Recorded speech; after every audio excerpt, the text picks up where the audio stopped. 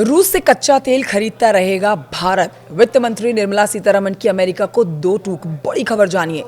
भारत ने एक बार फिर से साफ कर दिया है कि वो रूस से कच्चा तेल खरीदना जारी रखेगा।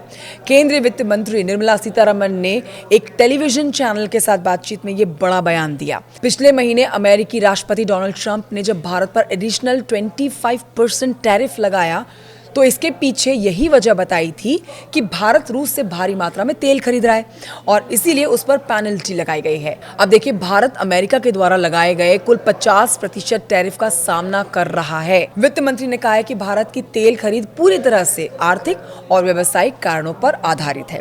वित्त मंत्री ने कहा है कि डोनाल्ड ट्रंप प्रशासन के द्वारा भारतीय सामानों पर लगाए गए 50% के टैरिफ के असर को केंद्र सरकार के द्वारा जीएसटी सुधार की दिशा में उठाए गए कदमों से कम किया जा सकेगा।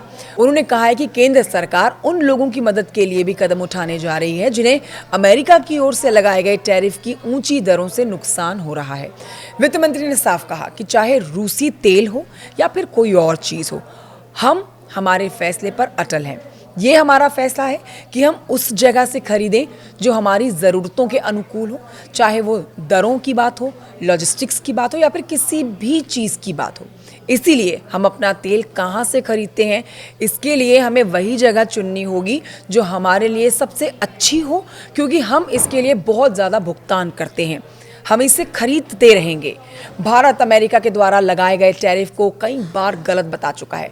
भारत ने कहा था कि अमेरिका ने ही भारत को रूस से तेल खरीदने के लिए प्रेरित किया था। अब देखिए, भारत सरकार स्पष्ट रूप से कह चुकी है कि जहां से उसे अच्छी डील मिलेगी, भारत वहीं से तेल खरीदेगा, बशर्ते उस पर किसी भी तरह का कोई प्रतिबंध ना हो। भारत की सरकारी तेल कंपनियों को अब तक सरकार की ओर से रूस से तेल के आयात को लेकर किसी भी तरह का कोई निर्देश नहीं मिला है।